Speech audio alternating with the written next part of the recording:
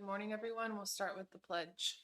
I pledge allegiance to the flag of the United States of America and to the republic which stands one nation under God, indivisible, with liberty and justice for all.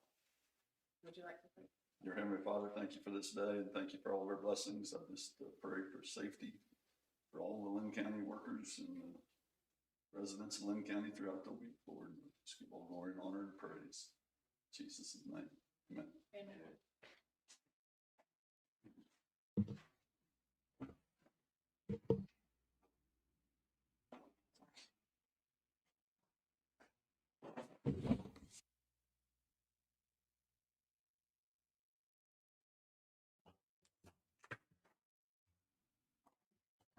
I'll make a motion. We approve the minutes from June 1st, 2026. I'll second that. It's been moved and seconded. Any further discussion? All in favor say aye. Aye. Aye.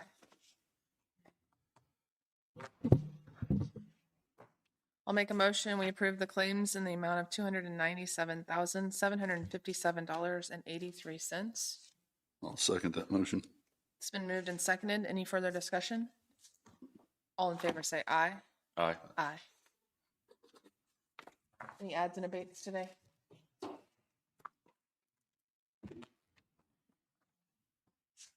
Is it a refund? Yeah. Okay. I'll make a motion. We approve adds and abates in the refund amount of $5,952.18. Numbers 2025-319 and 2025-320. That's my motion. I'll second that motion. It's been moved and seconded. Any further discussion? All in favor say aye. Aye. Aye.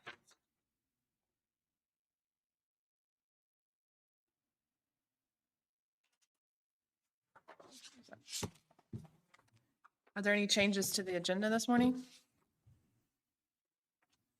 Yes, I need to take IT off the department heads. And I need to add to new business, insurance Zoom call with Jen Elliott at 11:30.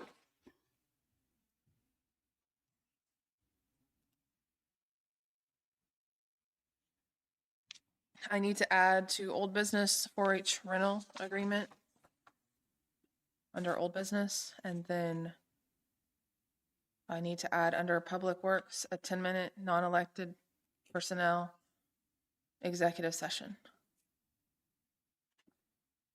under Public Works. I've got a statement I'd like to read for the honor flight, just from an individual. Sure. You want to do it under new business? Or? Whenever you want to put it out. Okay.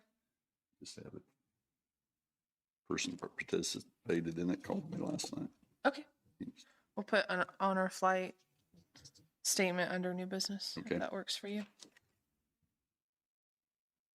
Any other changes, Jason? Nope. All right. I'll make a motion. We approve the agenda with noted changes. I'll second it. It's been moved and seconded. All in favor say aye. Aye.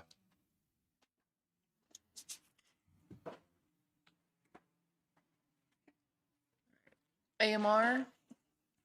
And AMR is not here today. I'll go ahead and read the monthly ambulance report for Linn County, June 1st through June 8th.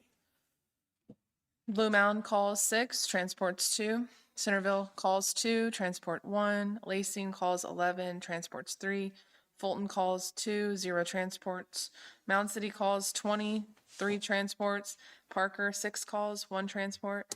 Pleasanton 13 calls and 5 transports. Prescott 6 calls and 1 transport, with a total of 66 calls and 16 transports. Total response time for all 3 districts, 14 minutes and 16 seconds.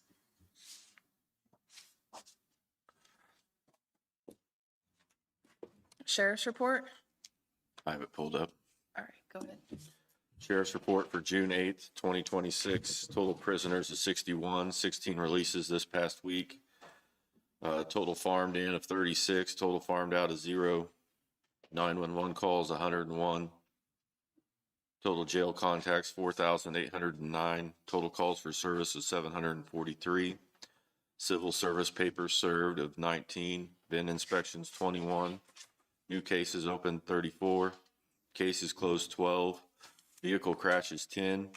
Bailiff contacts 185 with 58, resulting in calls for service, 0 livestock out, and 0 for SRO calls.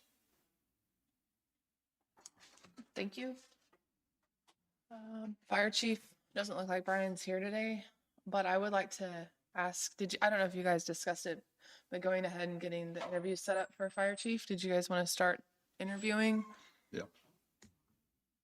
I'd like to. We'll just have Chastity call and try to set up, hopefully in June, everyone can get in June. We'll start interviewing. Same with emergency management. Are you guys okay with that? All right, let's do both of those.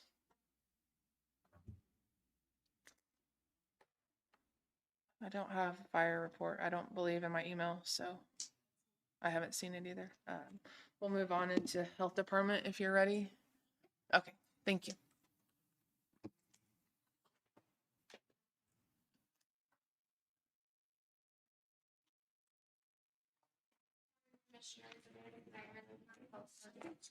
Good morning. Appointments for the month of May were 207. May events, we had 2 nurses that attended the Kansas Infectious Disease Symposium. Danielle Casey assisted the Hamilton County Health Department with 2 car seat check events, 1 in Garnett and 1 in Iowa. We offered employee biometric screenings at the health department on May 13th. And then we attended the Lacine Library Block Party last, I think it was last days or stuff. We provided education through games, covering topics such as sugar intake, healthy choices, and recommended sleep. For the month of June, we hosted our second Expecting Together class this past Saturday. This week we'll be hosting the Kansas Traffic Safety Department for a 3-day. Sorry, Oh, it's on now. Sorry. This week we'll be hosting the Kansas Traffic Safety Department for their 3-day car seat technician class. That'll be in our classroom at the health department.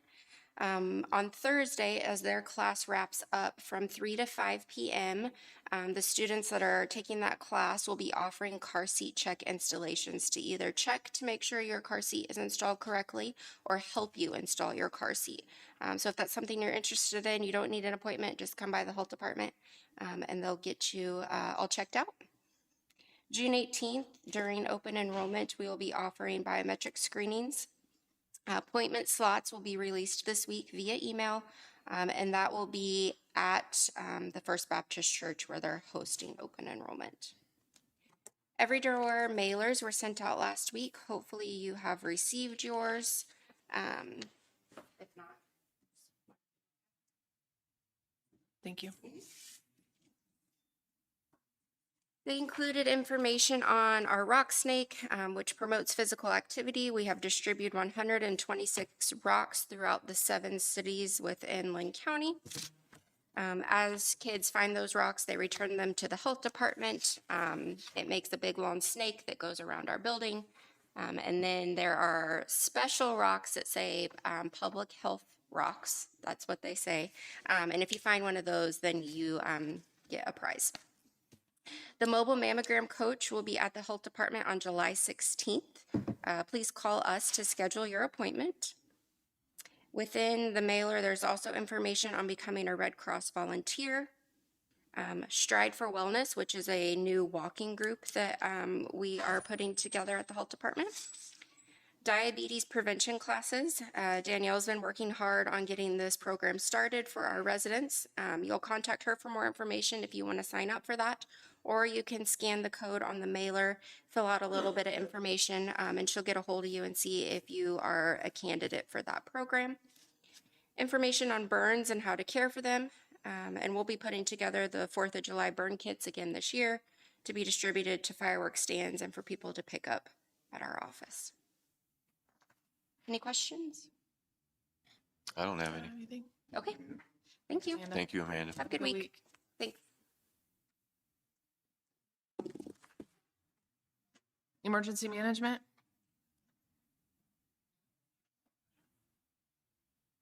We're not bringing him over.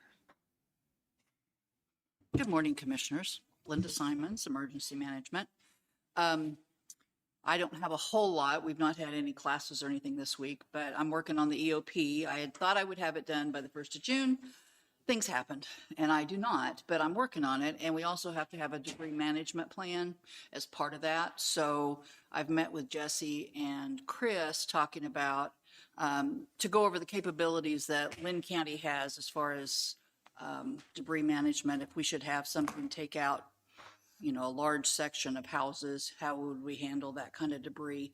I also either want to do a tabletop or just a meeting with city public works people, because we have to have a designated debris site for every community. So we kind of have those. I just need to go over all that information with them so that they know and they have input into where we would put stuff as a initial debris site if we should have something happen.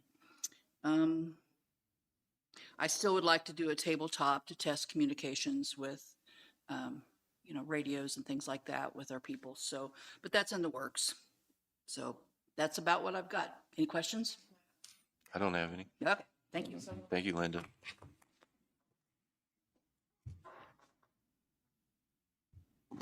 Public Works?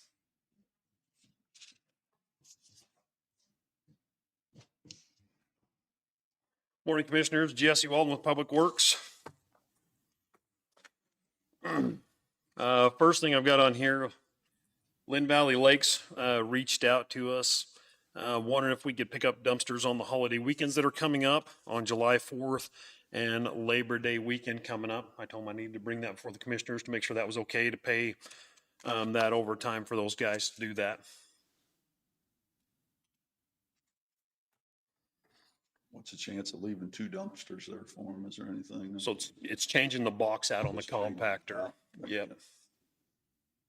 So the way we were going to try and work it is get them there on a Saturday, get the box changed out on a Saturday so we wouldn't have to do it on whatever day the holiday falls on. Well, July 4th falls on a Saturday, so we were looking at changing it out Friday night. But their fear is come Sunday, it'll be full. So they would need someone either out Saturday night or Sunday to come change that box out so they can continue to operate on that with the July 4th weekend. And then same thing coming up on that Labor Day weekend. We run into that same situation. I'm okay with it. Okay. And to- Okay, I'll let them know. And one of our guys will be on call. They can just call them and get that box changed out. The 4-H building, the heating and cooling system, the new one is done and in. For the bathrooms and the kitchen, the heat exchangers have been changed out on the big unit. They'll test those this fall when we get ready. And they'll go through that unit this fall on that. The military bridge, we discussed a little bit of that last week. We're working on finding somebody to give us an estimated cost for purchasing the right-of-way. All the utilities that need to be moved, they're in our right-of-way, so they will be at the cost of the utility company to move those utilities, so we will not accrue those costs on that. This afternoon, I have a meeting with KDOT for the south half of 1095 High Risk Rural Road project. We'll be meeting with them today to go over that project coming up. I'm going to bring in an invoice next week for some guardrail that we're going to need to purchase to put on a couple of spots here in the county. There was an accident up on 2100 Road this last week, which took out almost the complete guardrail on some box culverts. Where our on-call engineer will be out here today with this meeting on 1095. Hopefully we'll have time to take him up, see what he's got for suggestions to fix that guardrail on those box culverts. And then also look at a guardrail that was burned up last year by a roadside fire. We've got to replace some posts and some guardrail there on that. But I'll send those invoices or estimates, what the cost is going to be on that hopefully next week. So you guys will have that to see what's going on there. The guys have asked if we could get overtime approved to catch up on fixing our roads. We're shorthanded. And some of the guys are willing to work a couple extra hours every day to help catch up on the roads and get those things taken care of. You commissioners are okay with that? I am. I'm okay with it. Yes. Okay. We have started mowing. We've got quite a bit mowed on the north end. I'm getting maps from the guys in the other areas, Mound City and Pleasanton, to see where we're at on our mowing there. I know most of the blacktop roads have been mowed at least once, one passed down it. So we can send those out to you. You can see where we've mowed. I sent out some options for the kitchen at the 4-H building. I don't know if you guys had a chance to look those over, see what you think on that. I received a phone call from Brenda Connor, a school bus driver at Centerville, and she was bragging on the way that we just looked up there. It's just a little while ago before I came in. I appreciate that. Nice. Appreciate that. Brenda's good help to us to know where we're missing. She wanted to thank you for the way they looked. So, Appreciate that. Do you have any comments or anything with the 4-H building stove and griddle that I sent out?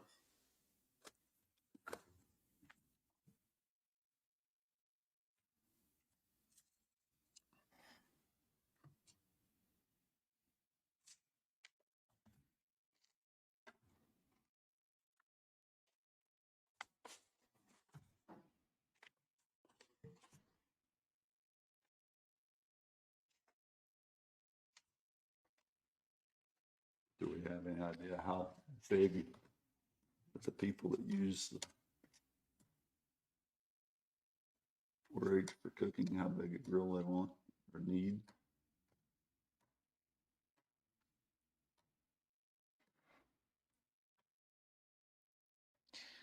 I don't believe I know exactly, but I would just say replacing it with what was already there would be sufficient. And if it's less than that, I don't know. It's our building. So I guess it's our call, but would we want to consult the 4-H council or Abby on that? I've visited with Abby several times on this and told her what I would like to do with what I sent you today. Okay. What we have is a lot of people that come down to run that kitchen. They're actually bringing their own grills and just cooking the hamburgers and hot dogs outside, Yeah. and then using the fryer inside to do the French fries and whatever else needs deep fried in there. Going this route with this new stove, it's a smaller stove than what's in there, so we'll be able to put the fryer and the stove under the hood with the fire suppression system there. So that's That's the point. is getting everything under that hood. So do you have a recommendation on? I don't.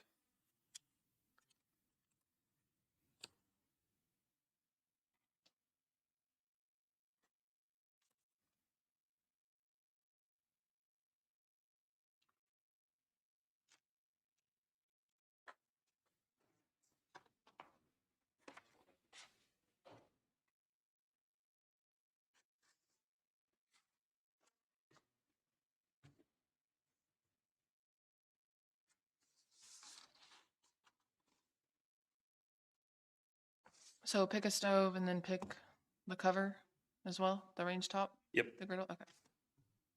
You want the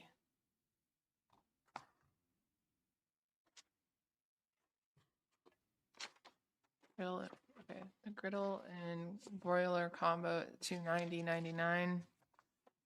And then the other one is just the top, so I'm assuming you'd want the combo.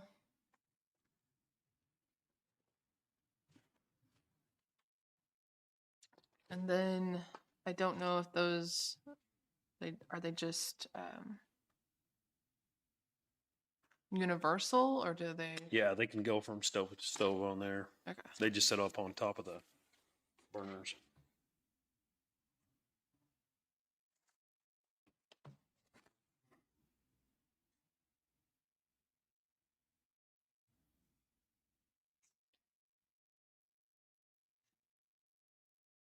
Vulcan is this brand of stove that we have in there now. They're pretty easy to get parts from if we ever needed parts or servicing on it. If we used Vulcan, can you get this hopper from Vulcan instead Yep. of some coals? Yep, we What sure about that? can.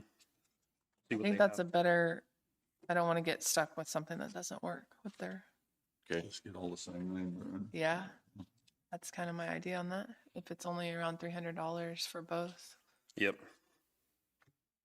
Sound good? Yeah, I'd be fine with Works that. for me. Good with that. Okay. We'll go ahead and proceed and start moving that way, getting that ordered and brought in. The old stove in there, do you have an idea what you'd like me to do with that old stove?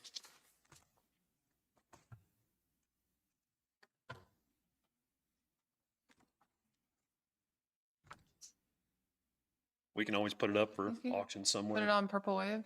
Yep. What do you guys think on that? Just Put Put it on something. auction items or whenever Okay. we have one, I guess, get rid of it. We can do that. We'll get working on that, and get that taken care of. Other than that, I think all I have is that 10-minute executive session that was asked for. I'll make a motion. We go into executive session with Jesse, the three commissioners. And I don't think we need anybody else, I guess. For non-elected personnel, 754319 for 10 minutes, returning at 9:31. That's my motion. I'll second it. It's been moved and seconded. Any further discussion? All in favor, say aye. Aye. Aye.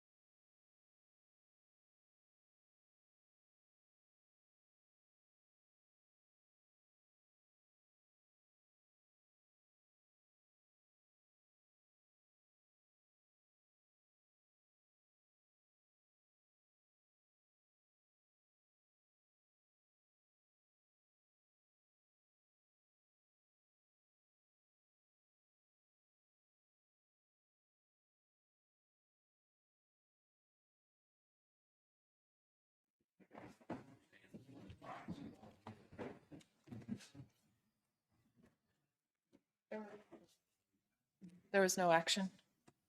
Other than that, I don't have anything else, Commissioners, unless you have something for me. I don't Thank you, think I have Jesse. anything. Thanks, All right, Jesse. Have a good thank week. you.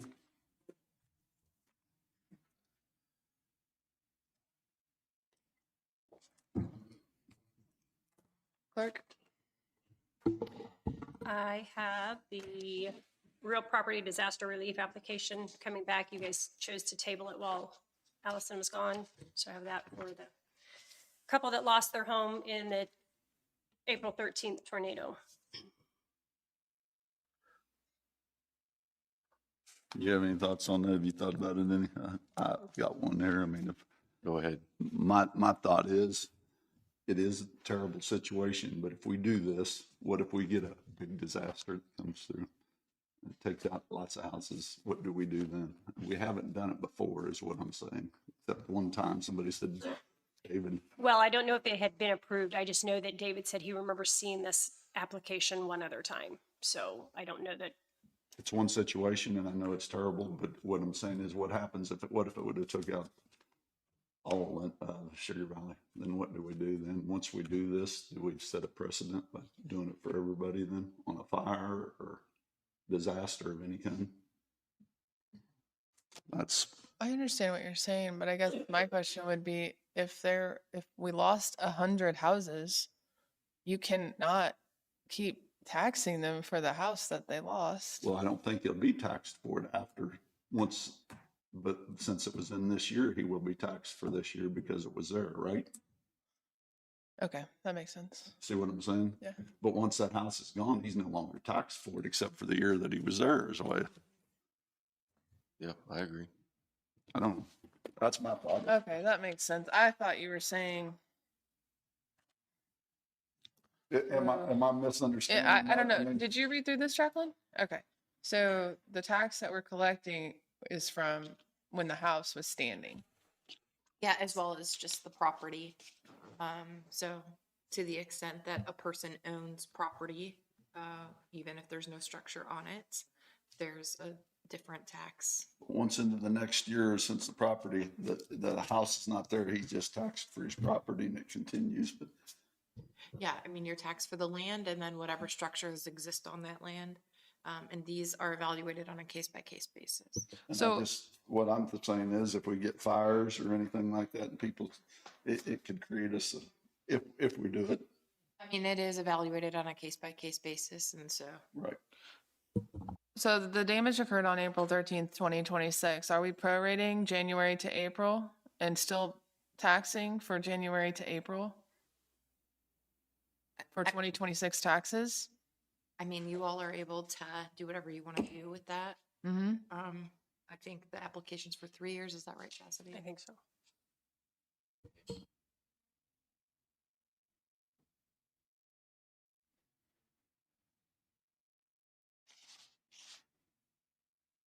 I think that they should be taxed for 2025, the full year. I think that they should be taxed from January to April 13th of 2026 For the house. for the house. Okay. And I think that's where I stand on it, but I don't know if that makes, I don't know that's how, not what this is saying though. You all can choose to prorate an abatement for May through December of 2026 Perfect. to ensure that they aren't taxed for that.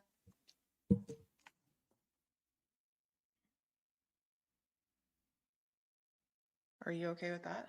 because I mean, the house after If the building April- is that not there, I don't believe that they should be taxed for it, Yeah. but they should be taxed up to the date of the loss. So the tax year up here, this needs to say 2026. And then prorate it. It's prorated, you want to do April to from the date December? of The Right? loss to. the- April 13th to December 2026 will be prorated. Does everyone, you agree with that? Yep. Okay. I'll make a motion that we approve the real property disaster tax relief application for Michelle and Michael. What are those last names? Evans. Evans. It will be prorated from April 13th, 2026 to the end of the year in December of 2026. That's my motion. I'll second it. It's been moved and seconded. Any further discussion? All in favor say aye. Aye. Aye.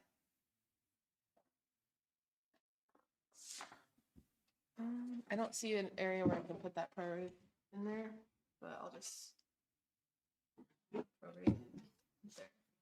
And you have to get with Lisa probably and. If you will just sign, Oh. just right over here to the side, just so we know that you've seen that, maybe sign it and date it.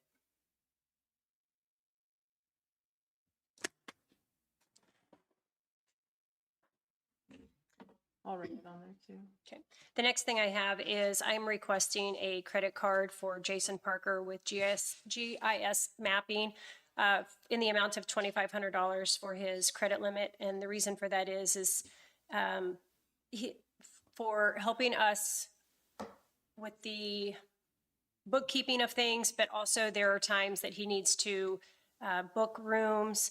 He had been currently putting them on his credit card, his personal credit card, and then having to wait to be paid for that a week or two, depending on the way the accounts payable was paid out. So I would like to request that.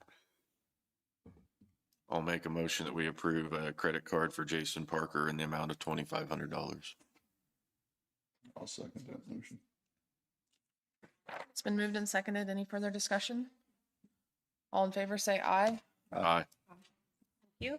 And the last thing I have is I just want to remind everyone that June 18th, which is, I believe, next Thursday, is open enrollment for all of the employees of Linn County. And if they have not done so, I sent out a flyer a week ago, Thursday, regarding that with all of the information on it. And if everyone would please go to the website, employees.linncountyks.com, that are our employees, they can fill out their paperwork.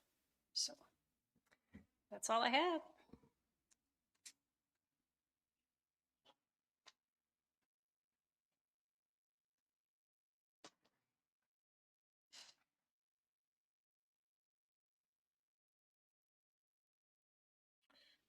There's a 15-minute executive session, attorney-client privilege. Is that with you? Or that's just with Jacqueline, with the commission? All right, I'll make a motion. We go into a 15-minute executive session pursuant to Kansas statute 75-4319B2, attorney-client privilege with the 3 commissioners and the attorney. Returning into the commissioner's annex room at 9:50. That's my motion. I'll second that motion. Been moved and seconded. Any further discussion? All in favor say aye. Aye. Aye.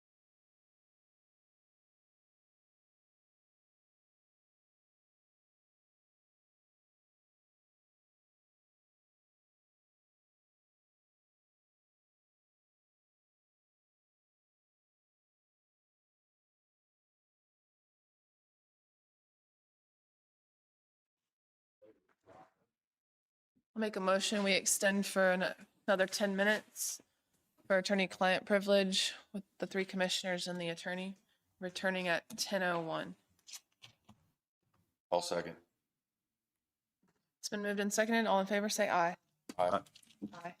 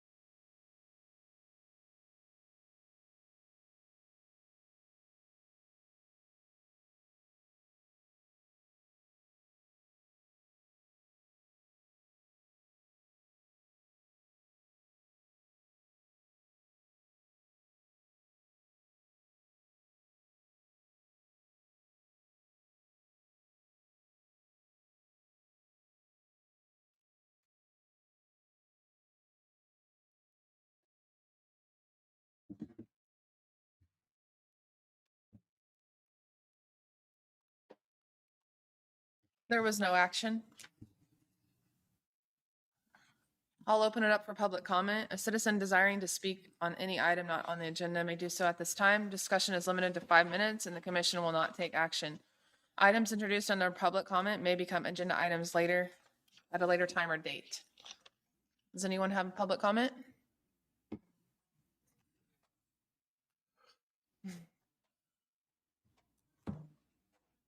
Hi, Ron. Morning, guys. How are you? Morning. How y'all? Good to Good. see you. Good to see you too. Just a few comments Okay, to you, directed to you guys. all right. I'm Ron Nicholson, representing the Mound City Historical Park here in Mound City. My purpose this morning is, number one, to thank you for the financial support you give our museums and our park. And number two is to inform you what we've accomplished and where we're headed, just so you know that you're not wasting your money. We have raised and spent down at the park there approximately $200,000. We put on all new roofs, all buildings are painted, major repairs made to the log cabins, new sidewalks, and other items that we've done there. Also, we have installed stations with the QR codes outside of each building, providing over your cell phone the history of each particular building, sir. Also, in addition, we've relayed the railroad tracks in front of the depot. It's up with new bed and new ties. I didn't know anything about railroading, but I learned quite a bit about that. That's not an easy job. For the future, our intention is to convert the northeast corner of our property down there where the city pump station is to a parking lot. And I'll explain why in just a little bit. And we'll make that an entry point to our park. The exciting part is that we know where we're headed. Our county and city history of involvement in the Underground Railroad is and will be our focus, we hope, for the future. Presently, here's how it's developing. Last fall in 2025, we developed and implemented an educational program focused on 5th and 6th graders around the Underground Railroad and the Mine Creek battlefield. We made this available to schools in the area in hopes of growing this program.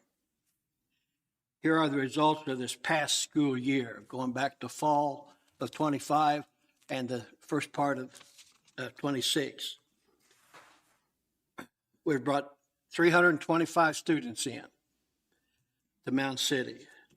The schools are Paola, Prairie View 2 times, Parker, Yates Center, Altoona, Fort Scott Christian Heights, Johnson County Homeschool. We had 35 students from the Johnson County Homeschool.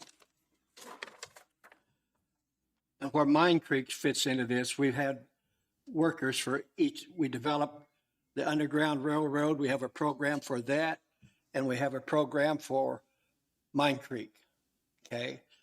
And when we bring a school in, let's say Paola had 120 students. We split them up. We took care of 60 of them down at the park and 60 of them over at Mine Creek.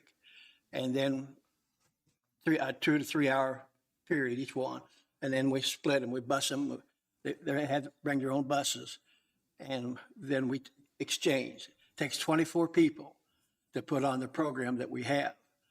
Consequently, when we have that many, and in order to get the buses off of Main Street, that's why we want to do the parking lot on the northeast corner of our property. So that we've got places, we've been using Catholic church parking lots and their fellowship hall there as part of the program. And we will get them, they got across the, all those, got 120 students coming across the street, 52. So anyway, from safety purposes as well as practicality, that's why we want the parking lot. So our goal each year, each school year, okay, each school year, October or September through May. Our goal is to serve 500 students each school year. If we can achieve that in 4 years, and this is where I see it might begin to pay off.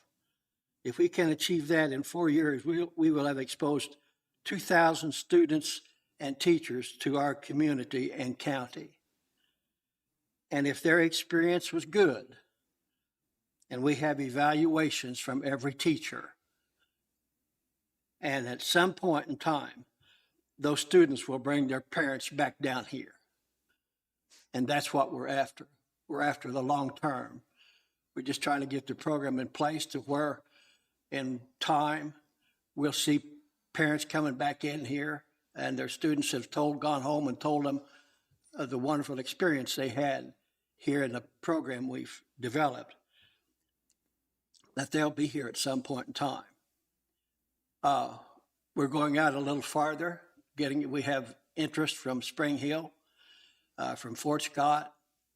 Can't think of, there's several other schools that have already shown an interest in our program. So I just wanted basically to thank you for your support, and I hope continued support. I'm not asking for any more money. Hallelujah. How about that? But anyway, just wanted to bring you up to date on what we're doing and how we're doing it and why we're doing it. Be glad to answer any questions you might have, and that. I have nothing more, nothing else. So we think what we're doing will eventually be good for the county. We're already on the National Register for the Underground Railroad.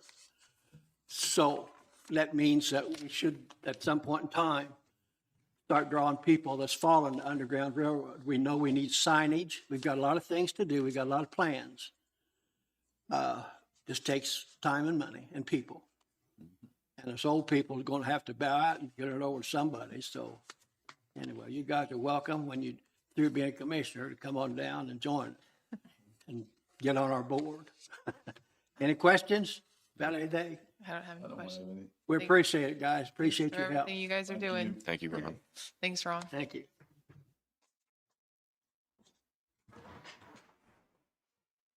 Is there any more public comment? No? Okay. I'll go ahead and close public comment.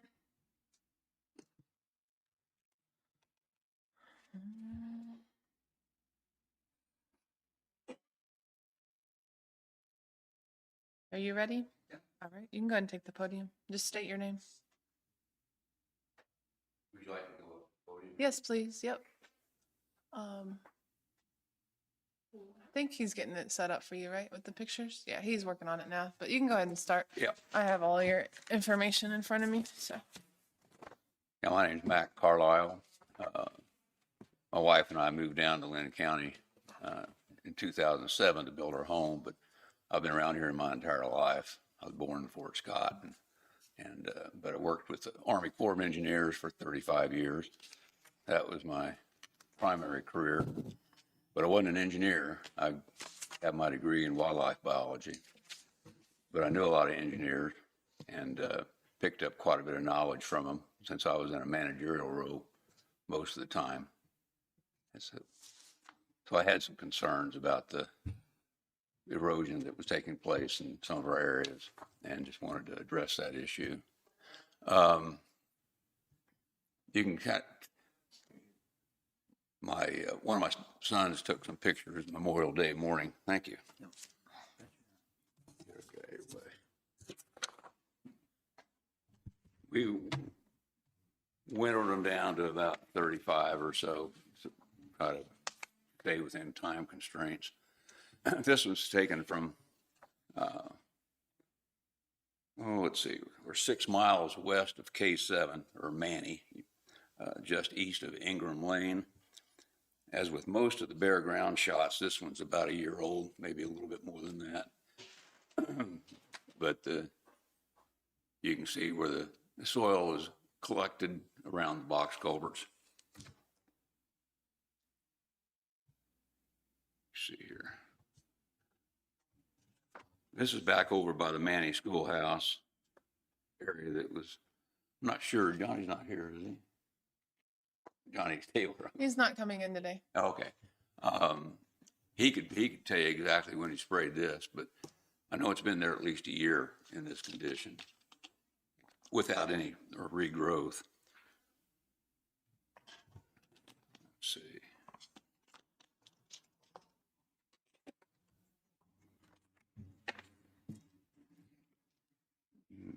Okay, this is it. The northwest corner of 200 Road in Jackson, where I happen to live.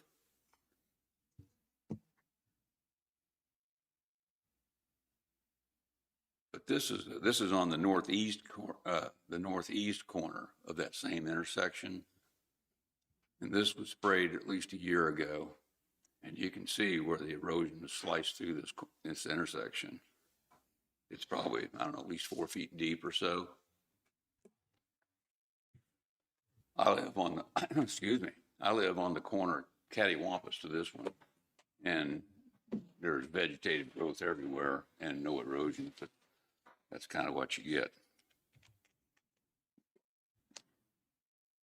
I'll get going in the right direction, Chris, at some point.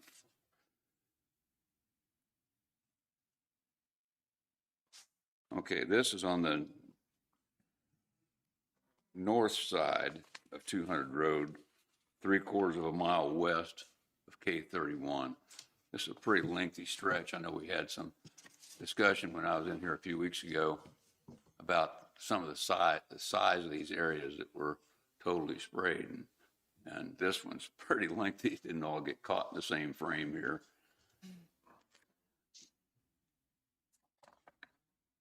And here's silt collecting in a ditch just west of Montgomery Road on the north side of 200. By the way, some of my neighbors are here. They're probably going to address this at some point if they have an opportunity. Here's some silt collecting in that ditch. This is at the intersection of 200 Road and Neal on the north side. That's been in that condition for over a year.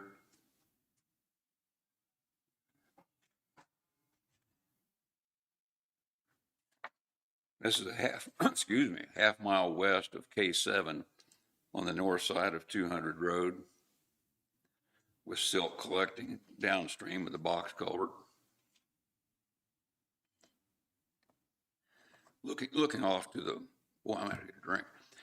Looking off to the west, you can see the chemically suppressed grass that may be seen. That was part of our discussion a few weeks ago.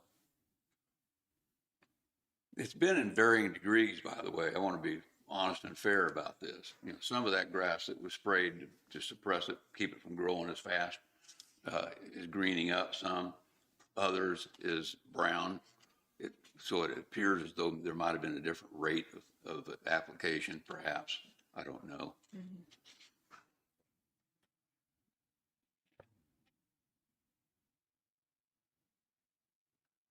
This is one I particularly wanted to point out that just to the west of Manny, you can see how the erosion has affected this area. That's all bare ground over to the where the farmer there accesses his cattle pens to feed his calves. But the owner of the property where the rock is piled in the near portion of the screen bought that rock himself to keep his fence from eroding away. You can get a pretty clear picture of what's going on there.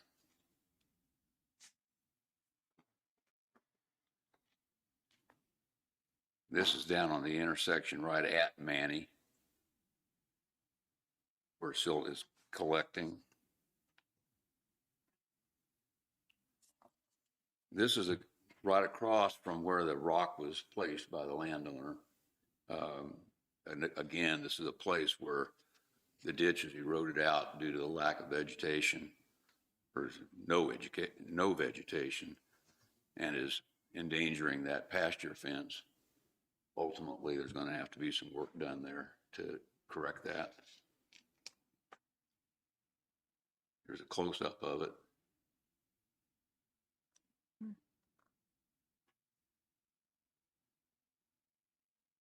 And here's the erosion coming back towards the roadway. You can see it's getting really close to the roadway there, right in the corner of the front corner of the screen.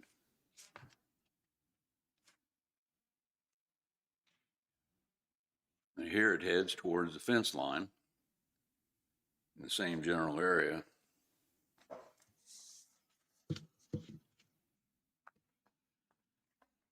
Now this one's over a quarter mile east of Montgomery on the south side, box culvert erosion. Got a few other pictures of this. You can see where it's killed out pretty thoroughly to the west. And then you start to see where the chemically suppressed grass is located, probably 100 yards west of here.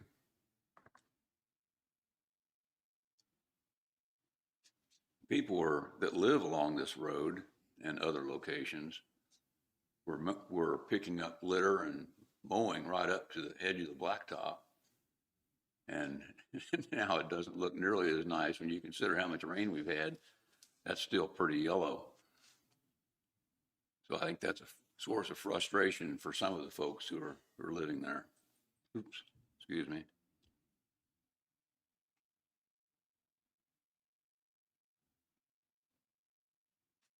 Now this is another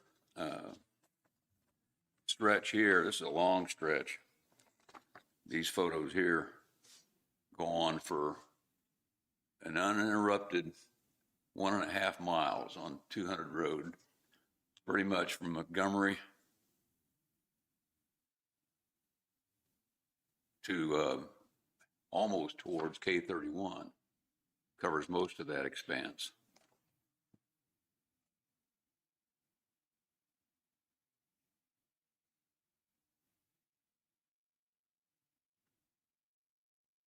Mr. Samsel here, Troy Samsel, he's a neighbor of ours. He has the property pretty much across the road from where this box culvert's located.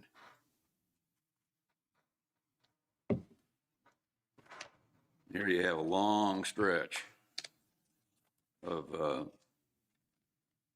Bowes Ditch. Here again, we're traveling west here down 200 road between Montgomery and Lee. Here is where the ditch has been sprayed at a home on the south side of the road. That culvert, they tend to silt in if the soil isn't protected. This is on a bridge. This is west of Mr. Sluter's place. Mr. Sluter's right here. And you can see where the road is separating. There again, whenever there's not vegetation to hold the soil, it pulls away from the concrete and roadways. And this is what you have. And ultimately, you're going to have some work to do here to correct these kinds of situations. Here's where the silt is collected in this same location. A lot of silt there on the west side. And this is on the north side. You can see some separation there where the abutments are located, where it's eroded out. There's another example of that.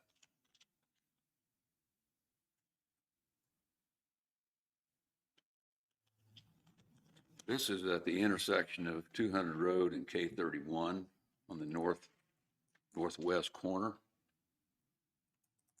Water's racing through there at this very moment from the big rain we had this morning. But you can see that it's also going to eventually affect K31 there.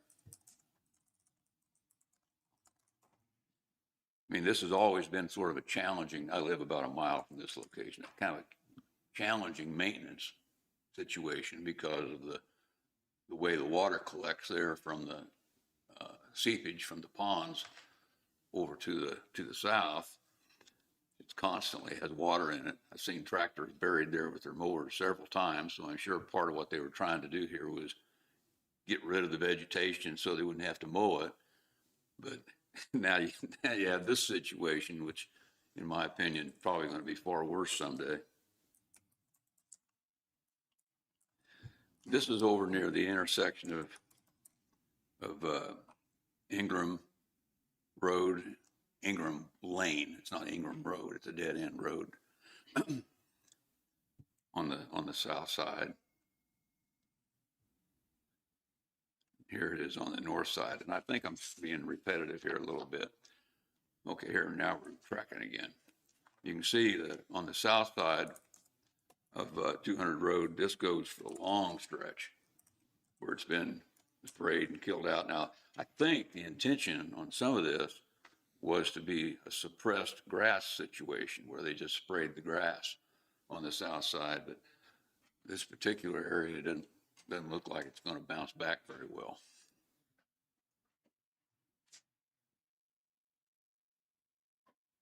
And this is where a creek comes through right there. Brings in the silt on both sides. Just to give you a little background here, I guess, on, what happens, of course, is that if you're spraying this to varying degrees, you're going to have some chemical runoff. It's going to leach from the soil and enter the stream. And it eventually makes it to either the Meridazine or the Little Osage, depending on what part of the county you're in. And it becomes sort of a situation that way, from a environmental standpoint. Maybe folks could get a little concerned about that someday. Our farmers have done a pretty good job of, in my opinion, of corralling the runoff using terraces and various types of drains and such. But when you're using the road ditches to get rid of the water, you don't have much choice. That water's got to go somewhere. And if there's chemicals in it, it's not particularly a desirable situation. And this is a neighbor of mine lives about 3 miles from us. They mow their place really nice all the way out to the Blacktop Road. And ultimately, this is what you get. You can see the contrast in colors from the mowed area. But they were mowing all this area out to the road, but then they got sprayed, and now it's yellow. And I don't know how well it's coming back. Okay, this is repeats here. Okay, we've covered it. Well, that's what we got. And this is as I said, my son and I could have taken 10 times as many pictures. I mean, this was just samples of the type of erosion we have. And I understand it's happening all over the county, where we have the county, what I call the county blacktops, the chip seal roads. And so I didn't, I'm not just showing you where it is, what it looks like where I live, but I think you'd see similar situations throughout the county. I think we need to try to come to some sort of modification plan to where we don't have this kind of an issue. So I've been around here my whole life, and I've never seen it like this. I mean, we didn't get, I can't remember when the blacktop went in or when the blacktops went in. It's been quite a while now. My neighbor, Steve Brown, was on the commission then. That's been a few years. But, and those were a welcome sight. But we didn't have these problems in those days. Any of you gentlemen like to say a couple words? Troy Sampson, John Sluter, John Wilson.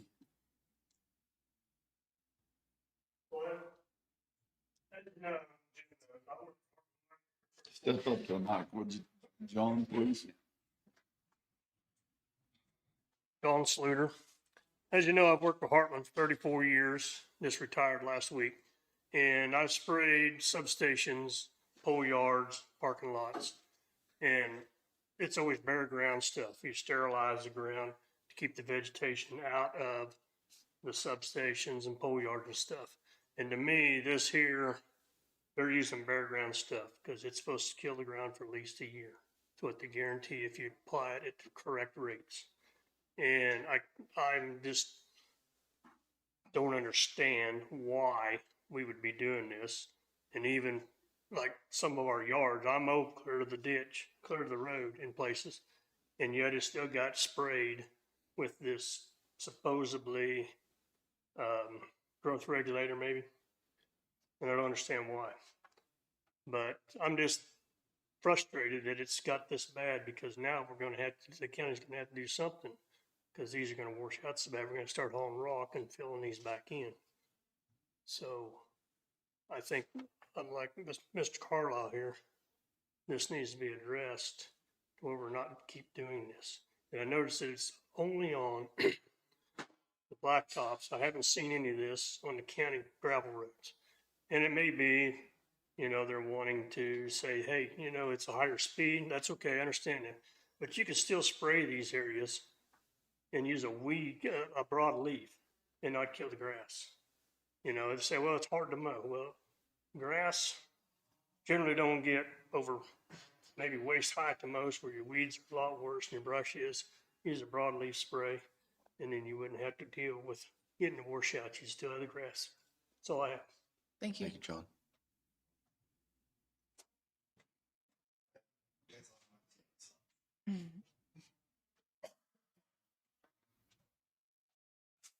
My name's John Wilson, and the spot there in front of them buildings and stuff that was a yard, in front of the hay barn and then the other structures. Let's see. Yeah, there you go. Okay. Well, see, we mow all that, the lawnmower, and then the only place that isn't sprayed is just right in front of the house. Might be 150 feet. That's it. They went from the hay barn all the way down to the first driveway, and then went on past it to where that tree is that you can see. And they just left a little place there. Well, you know, I mean, it's right there in the yard, you know. And then now the suppression stuff, it's starting to green up a little bit on the edges where it's rained, but in the very bottom of the ditch, it's deader than a hammer now. It looks better now when he took a picture than it does now. But another thing I wanted to say, for the last 4 years, where you spray where the Johnson, and I'm not a tree hugger, I spray brush all the time, where they was going after Johnson grass, well, they kill that spot and it's still dead for like 4 years. And I could see that because it's getting rid of the rhizomes and everything. But there's so many of them spots, and some of them, I'm not so sure that there was even any Johnson grass there in the first place. But, and then on the intersections, I can see where you can kind of kill, you know, and try to keep somebody from getting killed on the road. I can, you know, kind of see that. But to just be spraying in your yards like that, especially when whoever's running the truck can see the lawnmower mowed it, you know. So that's all I got to say. Thank you.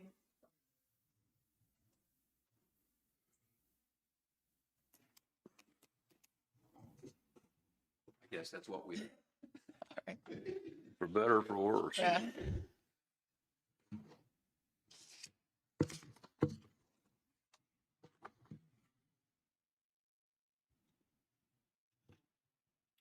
I guess publicly we can just discuss, we're taking care of a few things internally, and then also direction from the commission would be expectation for the county is to mow everything twice a year. And we're going to work towards that a little bit harder. And the other part to that, I after looking at the photos, I don't know, do we have a legal obligation to repair and fix, or is that the right of way? Is that county? So I can't give all of the different opinions based on these photos. Right. It's gonna depend on, what we own versus what the landowners, own, to the extent that landowners believe that the county has damaged their property, they can certainly, let us know that, and we can evaluate that on a case-by-case basis. I think Well, that's, one thing last year when I was here, about the same issue, at about the same time of the year, I offered to do the spraying on our right of way that was bordering our property, just so I could ensure that it was spot sprayed and there wasn't these large areas killed out. Because as I like to say, I spray plants, not areas. And so it stays nice and green. But I did notice the county strayed onto our place a couple of weeks ago and killed out an area that I wasn't expecting to be killed. I can live with that. I mean, the people make mistakes, I understand. But it was in a bottom of a ditch where there's mostly rock. And there wasn't hardly any vegetation there, but it was sprayed anyway. And anyhow, just for what it's worth. It can be frustrating, I know, if you got a lot of county to take care of, to do a job on all of it. Going to make mistakes every now and then, but seems like it's kind of gotten out of hand. Thank you for your time. Thank you, Matt. Thank you, guys. do you guys have any other comments? I don't. Jim? You want to go ahead and read the honor flight? Get that out of the way? Yeah. It looks like we don't have anything till 11:15 and 11:30, so. I received a phone call last night from Dave.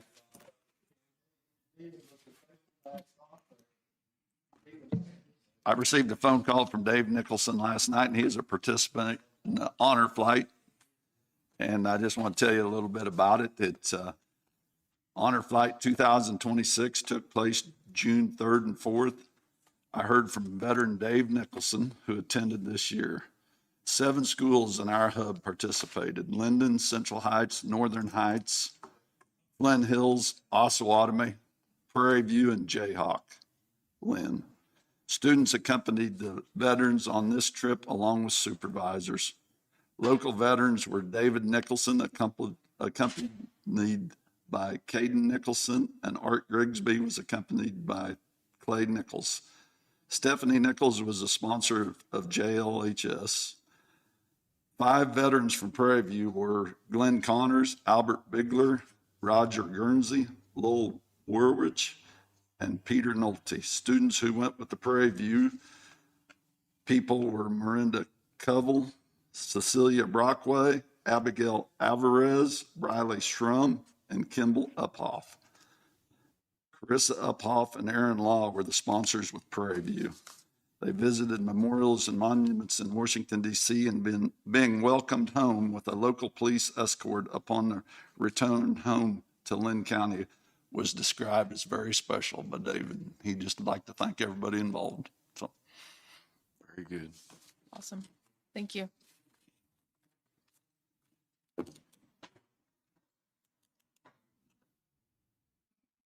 We'll move into the 4-H rental agreement and have a discussion on that. You guys want to pull that document out? We'll go over that. I think we need to agree on a per day for organizations such as 4-H clubs, extension council, county government, governmental units, and youth educational groups versus nonprofit organizations of Linn County, residents of Linn County, or unions, meetings, or commercial use, or approved use in general. I think my only concern was the cleaning fee was 100, I think, and the 75 was the rental fee. So we're already in the hole for if we care that we aren't breaking even. that we're paying $100 to clean, uh, and then 75 to rent. So we're paying already $100 for a cleaning. 4-H council 4-H council. member. I think that's the way I read it. I mean, but it could be anyone, I think. But I think that to Abby chooses to go out and clean, which is fine.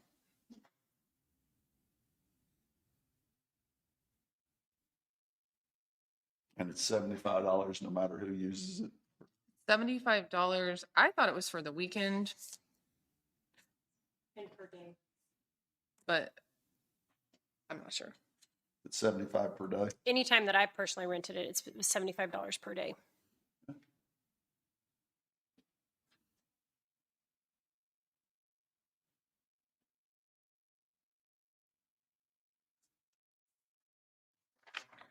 As Ally mentioned, I believe most of the rentals are a day rental. They're not a multiple day rental, so.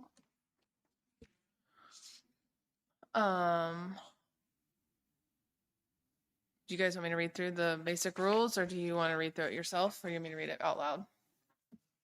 I've been just reading through it myself. Okay.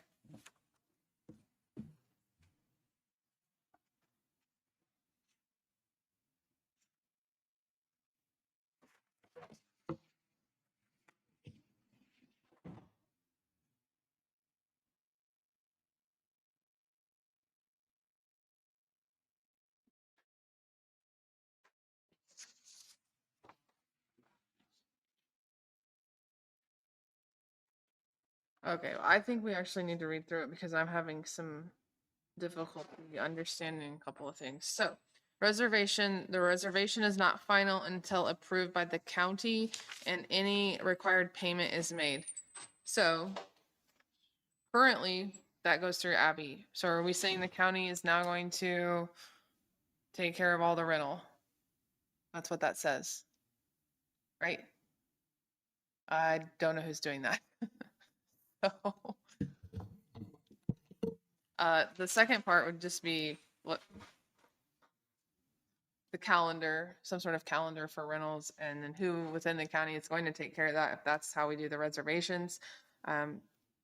Checks should be made payable to who, and keys, where are they being picked up at? Doesn't say where.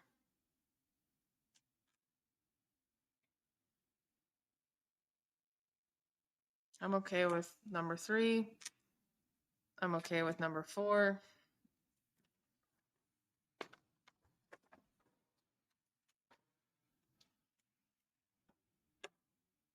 5, 6. It's just like the tables. I've been down there involved in a lot of, quite a few times recently. Mhm. The tables and chairs, there's a lot of them should be thrown away. It's something that needs to be looked at because the tables are terrible shape down there, a lot of them. I agree. I think our chairs in here are terrible too. That would be, we're gonna purchase chairs. I'm in favor of that. I'm good with it. You want to get a quote? Have Jesse get a quote? Personally, I would like to look into to where the Fair Board takes this deal over because they're a taxing entity themselves. And we talked about it, and I know that it's a touchy situation, but I'm in favor of that, but I think that we can look into that closer to budget time. The questions that they had, it was really just, I think it was just uninformed on exactly how that works with the budget. I think that that's going to help them. I would like to bring that to their attention during budget. because they actually are a taxing entity Correct. itself, and they do use tax money Right. for the fair. Like And I'm Jason, not saying we dump them on them with, a building that's in terrible shape, because we have been fixing the air conditioners and things, but I would like to look at seeing if some way we could get them to take that building over myself. I agree, but until then, we need this in place.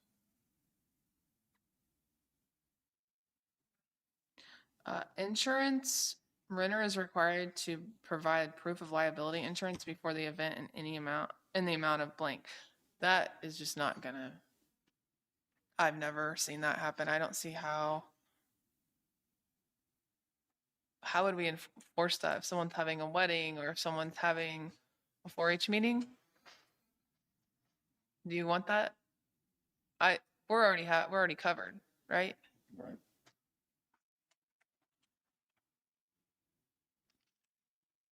What are your thoughts on the insurance, Jacqueline? Can we take that out? If you guys are already insured for that, then it's fine. The issue is just that to the What your extent, question is, are we insured to be renting this to have, right, is this a risk that your insurance company agreed to undertake for weddings or for whatever else you have there? And are you willing to assume the liability for whatever happens? You know, So if something does happen there, we need proof from K Camp, from Chastity, that the building is covered for any injuries? And what is the max, I guess, or the coverages on that? And then under insurance, that could probably be taken out, but under insurance, we need to add something under there as far as like what we're providing, right? Or no, or just take it out completely? I mean, it's just kind of important for, liability's sake. If folks are getting hurt at somebody else's wedding, that type of a thing. Obviously, insurance protects everyone, but So we could have a statement, just a little paragraph there. because otherwise it has to be assumption of the risk and sort of you're using it at your own risk and waivers and that sort of thing. Are you okay with finding just kind of like a couple of lines of what we're gonna put on the under insurance? I'll reach out to K Camp and see what is currently provided and what that includes. Okay. Damage and responsibility.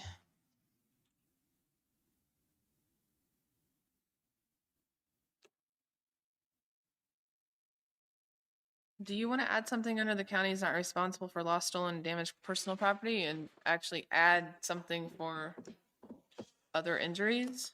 I know it doesn't really always hold up in court, but can we add that?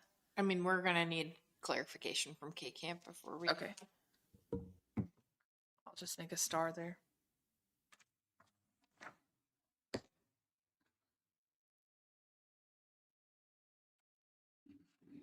So it's kind of Actually, detailed out. I was gonna say it's an assumption of risk. Never mind. Sorry. Did you get a copy of this? I am gonna print this off for you.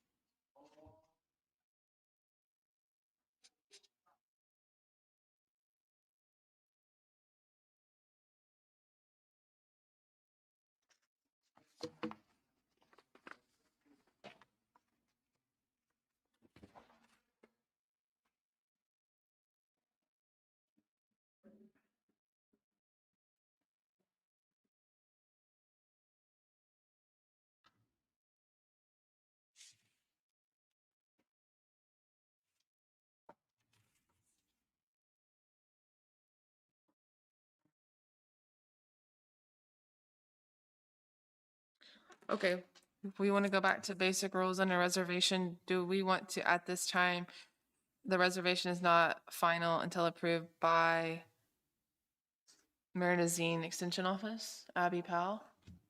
Do we want to go back to that? have her do it, because if people come to, and want it on a short notice and it's Yep. available, I don't think we need to wait till Monday to I don't- Approve. prove it.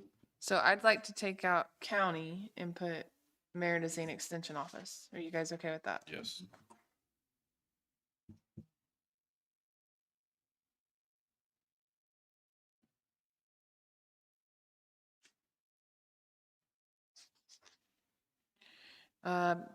He's maybe picked up the location, add location, Marinazine Extension.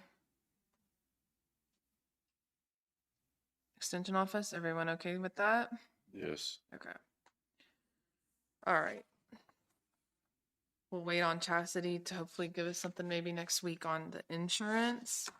And on the backside, on the agreement, I'm okay with like renter, but on the county and authorized representative, I'd like to just take out county. Because that's going to be the Marinazine Extension Office, right? Yes. Okay, so I'll put MDC Extension. And I'm okay with, do you want to keep the staff witness there? Abby and someone else, or take it off? I think it's fine being gone. Abby? I'm fine with taking it off myself, but. Okay. I'm all right with how that looks. And rental fee. I would like to increase the fee on 4-H clubs extension council to 100. For each time they use it, $100. Oh, wait, are they free right now? They're They're Free free. right now. So why does it say that on? Okay, so then, so 4-H clubs, extension council, county governmental units, and youth educational groups. So those are 0. They should be Correct. 0. So those I are would 0. say. Sorry. Nonprofit organizations of Linn County residents for family receptions, reunions, meetings, or community organizations. I was thinking 150 a day. I'm fine with 150.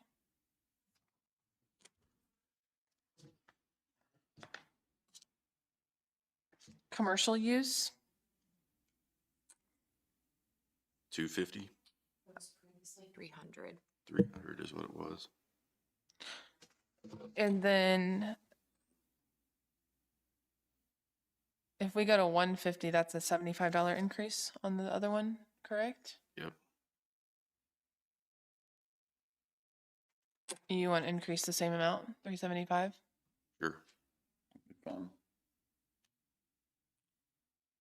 Do we want to take out other approved use?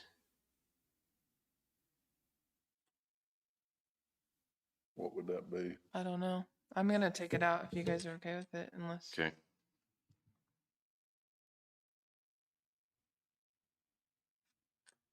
Previous version, it said 300 per day, commercial uses, no businesses conducting auctions or other questionable business transactions will be allowed to use the 4-H building. So it previously said no charge to 4-H clubs, extension council, or other county governmental units and or any youth education groups. $75 per day for nonprofit organizations or individuals. Linn County residents for family receptions, reunions, meetings, and community organizations. And then $300 per day for commercial uses. No businesses conducting auctions or other business transactions will be allowed to use the 4-H. But we've had auctions, so that makes. I'm just saying. I know, Previously. all right, so on the front side, under commercial use, to me, that would be an auction, that would be a business. So on the back side, on number 6, on commercial use, must be approved by the county. You want to just leave commercial use must be approved by the county and then take out auctions or questionable business transactions are not allowed, take out that sentence? Or do you just want to say auctions and all of it's allowed at 375?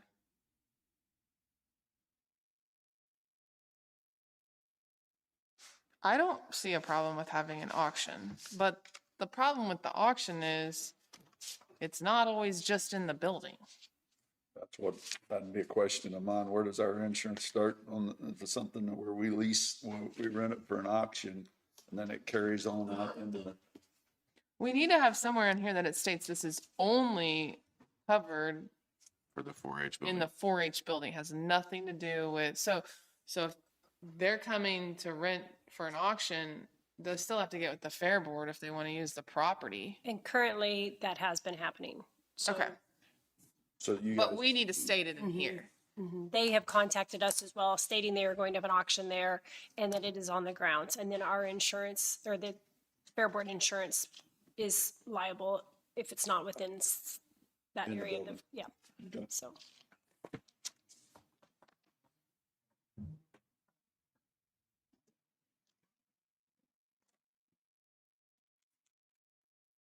does this Fair Board charge you anything for that, or do they?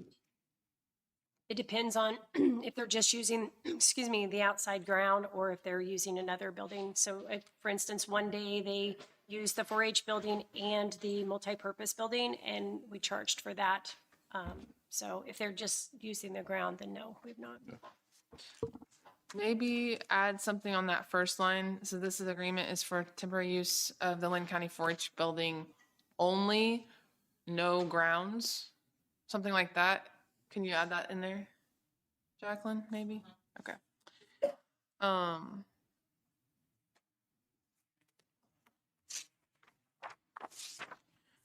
Let's go back to that commercial use. Do you guys, what are you in favor of? Do you want the county to approve a commercial use event? I think that's fine. I think those should be coming through a little quicker, shouldn't be spur of the moment type things. So, Fine with striking the auctions or Auction. questionable business transactions and doing just the commercial use must be approved by the county. I agree. Okay. Are you implying that that individual needs to come to you and ask for that, or will that come through Abby? I think the Abby- rental agreement comes through with Abby. Okay. I think it's something that Abby can get, email it to us, and then it's put on our agenda, and we just approve it here. They don't have to come in and see us. Cause it will surely be on, there'll be a little bit of notification about it before, That's what I'm thinking. instead of short term.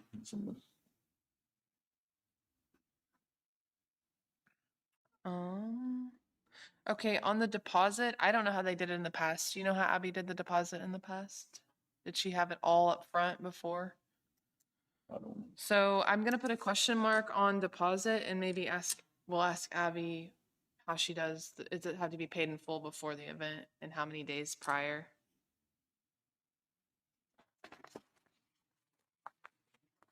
I don't know. I can ask that. And then where do you want checks made payable to Linn County? They go to the Linn County Treasurer because that's where the money will be Deposit. accepted and deposited. Okay. Alright, so I'm gonna type, or have her type in Linn County Treasurer. Okay. Should we add an address in there, just in case they wanna mail that? Fine. Okay. I mean, they should be dropping off the payment with The key. the key or when they pick up the key. That's fine too. Okay. Do you guys have anything else on it? I don't. Okay, we will make these changes. I'll ask Abby about deposit. You'll get the insurance information and then we'll have it next week for final approval. But I do agree with you, Jim. I'm in favor of what you're saying. I think that we need to bring it back up during budget. Okay. But until then, I think we need to have a Yeah. little bit more coverage on the document, people running it, so. There were 3 pieces of mail. I don't know if we want to go over. We received a bill from the Railroad Management Company in the amount of $458.76. I guess it's something we do every year. We pay that for some reason. I don't know. You have any idea what that is? I just know when I was in my other position, I reached out and contacted them, and it was something that had been going on for years. I inquired why it was coming out of economic development. I think at that time you guys decided it should not have come out there. It should come out of Public Works budget, but it was just something that it's been going on for years. Nobody knows why. Mm-mm. Okay, so we should probably call and ask why and what it's for. Can we give it, you guys are in favor of giving it to Jacqueline to figure it out, get to the bottom of it? I'm sure we're gonna have to pay it, but I'd like to give it to her. So let's do that. This is not due until, oh, it's due today. That was past. due, Fantastic. I thought. That's great. Do you want to pay it and then figure it out, or sure we're gonna have to pay it? Let's see what it is and then I mean, that's up to you all. If you want to pay it and then we can get the information for the following years or get it sorted out in the future. since it's already past due. I don't know what agreements have been made in the past or why you're receiving that bill, or if you want to pay whatever late fee might be associated with not paying it timely.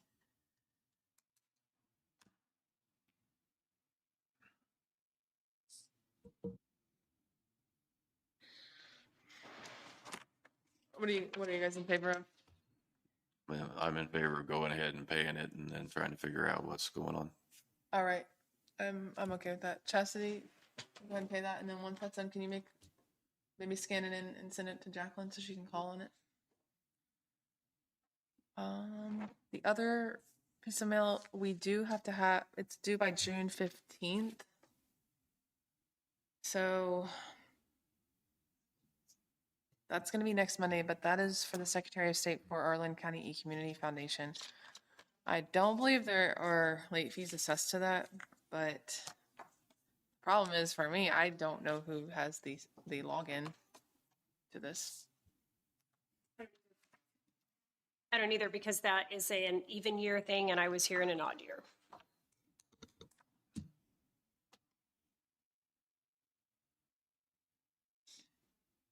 Will Ashley Allen be coming in to give an update in a couple weeks? I would imagine so. Okay. Mhm. I was just thinking,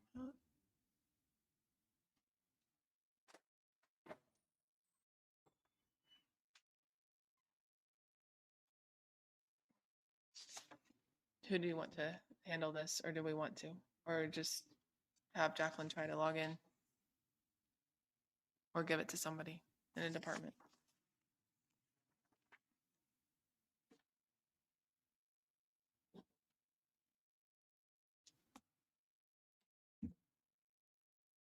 We'd have to have a payment come out, so those are only able to be paid through a debit card, credit card online.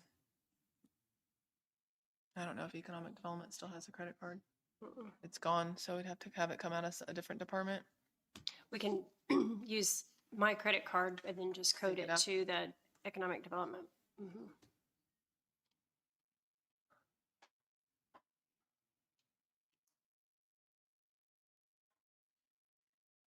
Do you guys want me to try to log in and get it paid with Chastity, or do you guys want? Yes, that's fine. Is that fine? Okay, I'll handle it. That's about it. Does anybody have anything else for the meeting at 11:15? I don't have anything else. I don't have anything. Chastity? Nope. I'll make a motion, recess until 11:15. I'll second it. It's been moved and seconded. Any further discussion? All in favor, say aye. Aye. Aye. Right.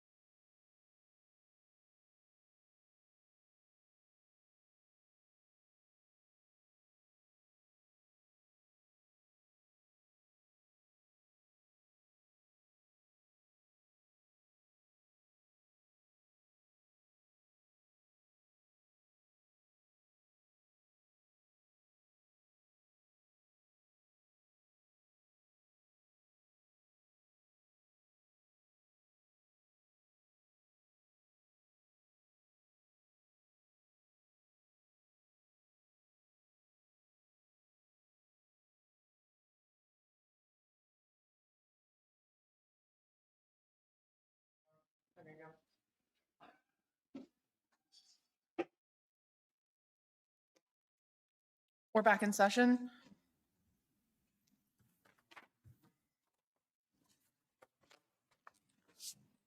Let's see here.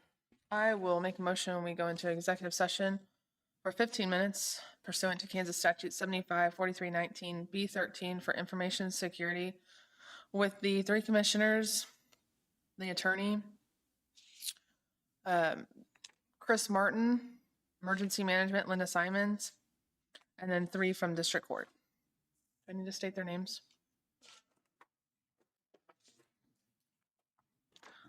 Sorry, I don't know. Gina, sorry. It's not on here. Chief Judge Amy Hart.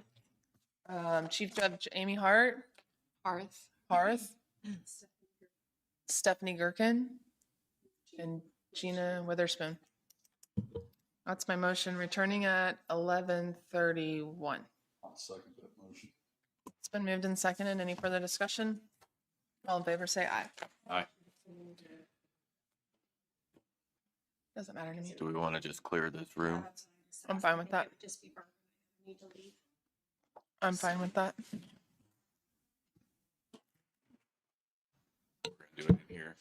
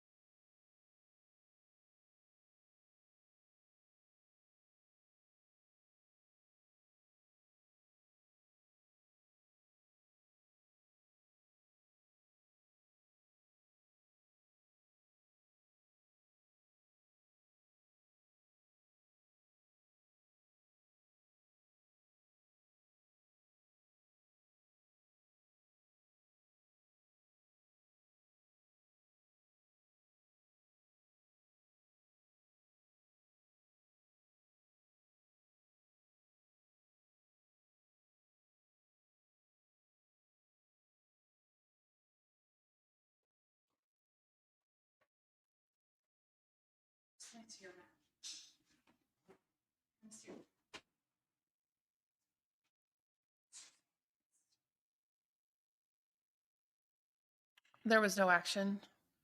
We are going to extend for another 10 minutes, returning at 11:42. Yeah, that's my motion. I'll second that motion. It's been moved and seconded. All in favor, say aye. Aye.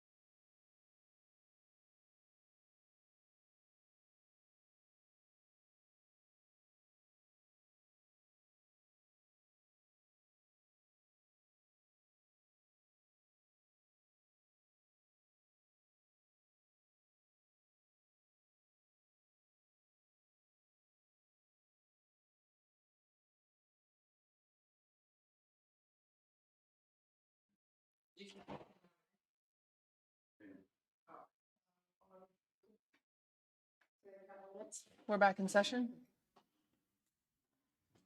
We'll now go into new business with Jen Elliott, 11:30 Zoom. Chastity's working on that. Give me one second.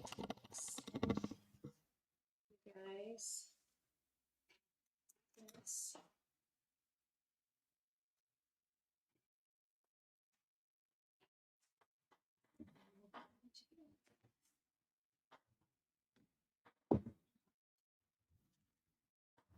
Okay. Jen, let me get you hooked up real quick to the computer here.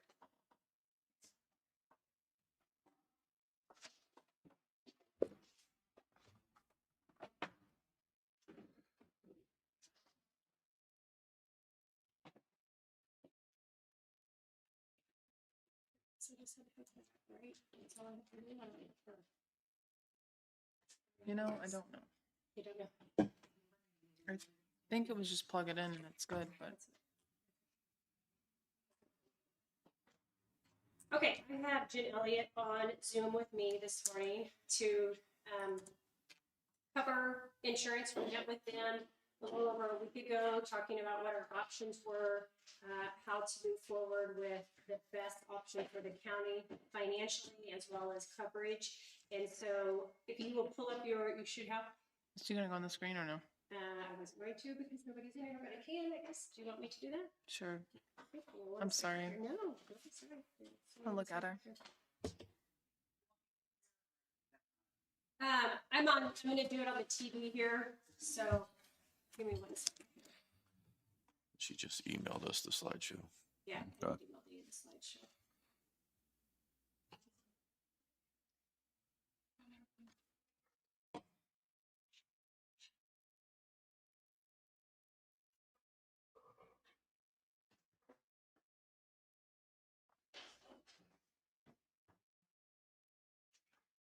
Sorry. No, you're Take good. too much time.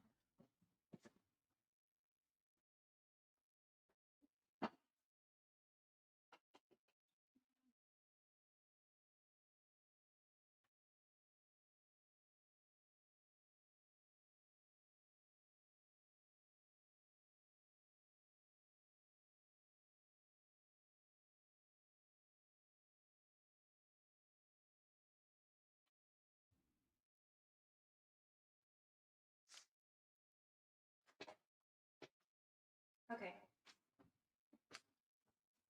Can you see that, or I'm just going straight off the PowerPoint that Darcy sent. Jen, okay? Okay. All right.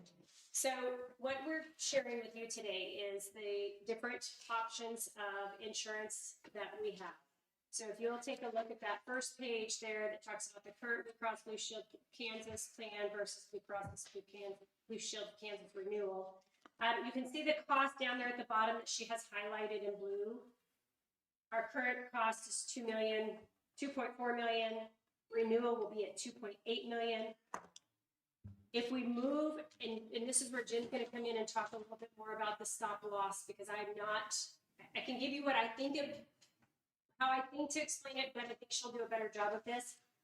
But if we move it from $75,000, which is what we currently have it at, to $100,000, that will save us right at $300,000, just shy of $300,000. That's with Blue Cross Blue Shield. If you go to the next column 4 or 5, it talks about Allied and Everlong, which is a captive that she's going to approach a little bit, and then 2 others and 6 and 7 of 2 other different types of insurance that is out there, and what those overall costs are for you.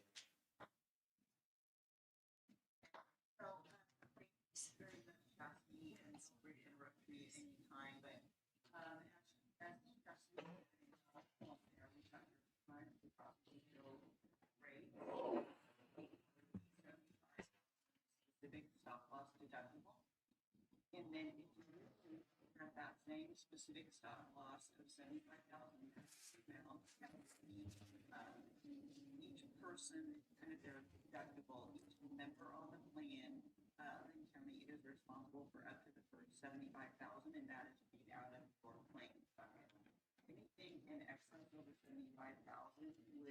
maintain a stop loss. You hear? Over here. Hold on, I didn't really hold on, hear. Jen, just a sec. We're trying to get this where it's a little louder. I'm not sure Turn the microphone up on on this one. and then we'll see if that. Okay. Okay, do you want me to start at Where's the your beginning? speaker at? Or- Probably at the bottom. You probably need to tip the microphone up and see it. Okay, talk again. Okay, can you hear me better? We're trying, hold on.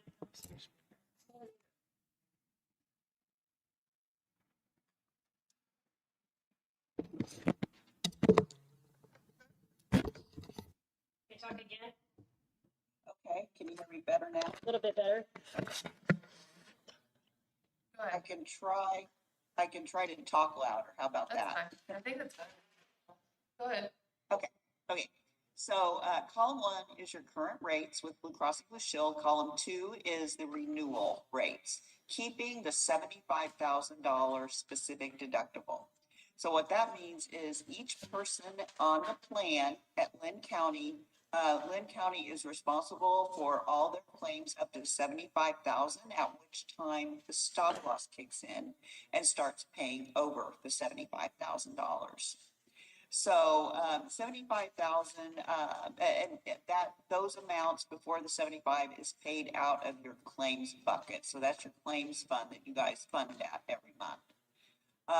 We are recommending at least doing column 3 if you stay with Blue Cross and Blue Shield, and that is moving to $100,000 specific stop loss, because the chances of people having claims between 75 and 100 is not a huge amount, but it does save you in stop loss insurance costs. It saves you in the premiums that you're paying to stop loss. So last year you had about, or in this most current period, I think there were 8 people that went over 75,000. Kind of the sweet spot is 2 to 3. So it's been looking like for a couple of years at least that you should move to 100,000, and we would highly recommend that. It's not going to effectuate your claims that much. The columns 4, 5, 6, and 7 are is the marketplace that we went to. The first one that we're looking at here that we would recommend between either your renewal with Blue Cross or going to the strategy of column 4 with Allied being your third-party administrator. So they would pay the claims. So currently Blue Cross and Blue Shield have the network of Blue Cross, the Blue Cross network. They have their pharmacy benefit manager that is owned by Blue Cross and Blue Shield, Prime Therapeutics, and they pay the claims. So you went to an unbundled, is what we call it, because Blue Cross approach is more of a bundled, everything's bundled together. An unbundled approach would go, we would like to look at Allied as your TPA, your third-party administrator. They would pay the claims. The Providers Care Network would be the network. They are the largest network in the state of Kansas. And then outside the state of Kansas, we would do a wrap network called First Health, and it is owned by Aetna. So that would be for anybody that's going outside of the area, outside of Kansas or Missouri area. And then your stop loss carrier would be through Everlong Captive. And so this is what we call a captive arrangement, and I'll talk more about that specifically here in a few minutes. But the specific stop loss for this would be 75,000, like what you have today. And actually, if you go down to the bottom there, the cost is actually a little bit less than where you are currently. So instead of looking at a 15% or a 7.5% increase, you would be looking at a slight decrease going with this approach. The second column there, actually number 5, would be this approach with moving to $100,000 specific stop loss. And it is a little higher just because they would anticipate you might have, more claims in that over $75,000 bucket. It's just a way that they underwrite. The column 6 is UMR with Everlong Captive, and UMR is a company that is partially owned by United Healthcare and would use the United Healthcare network. I don't know that this is an option there because we did bring it forward last year, and a lot of people heard United Healthcare network, and even though it's not United Healthcare benefits, it would be, the TPA would be UMR. They just didn't like hearing United Healthcare for various reasons, and you may remember that from last year. And then the last column is Luminaire, and we would not recommend them as a TPA as highly as we would the Allied. So I think for our purposes today, really, we're looking between options 3 and 4. If you go on to the cost containment solutions, these are going to be with the Allied Everlong column 4. So these are some of the reasons we would recommend this. If you go to slide 4, it says what is a captive up there. So a healthcare captive is actually an arrangement that would allow you to be alongside other self-funded employers to basically get a better deal on your stop loss. You are still, it's not an association plan in that you do not share in claims with those other employers. Your claims are your claims. If they have a bad year, it's not going to affect you. You're just going together as a big group, as a cooperative group to purchase stop loss coverage. In this stop loss, if you look at that square there, you've got your specific stop loss level, which in your case, we would say was either the $75,000 or $100,000. But then you have a cushion between the stop loss, where it says fronting carrier retained excess transfer. You have a cushion there. It's called the group captive or collateral. So every group that is in a captive puts up collateral when they join the group. In your case, it would be about $40,000, but you get that back at the end of the year.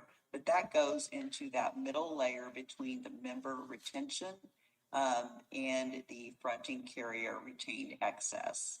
So because of that, it even decreases that stop loss insurance cost even more. So anything over your specific amount, say in your case it was $100,000, and between the $100,000 and $400,000, because that group captive would be a layer of $300,000 in stop loss, would be paid. That middle layer would be paid by the group captive. Anything over that would go towards your stop loss insurance.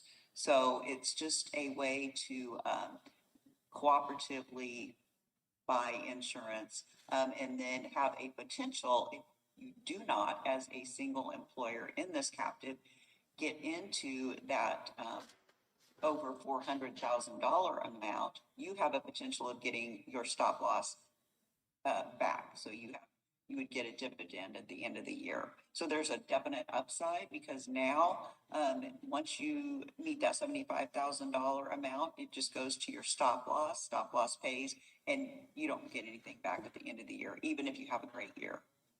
So that is one of the, that's really kind of the function of a captive, and you're part owner of that captive. So any questions on that? I know it's kind of a hit and run version of trying to describe a captive. It's a lot of information, but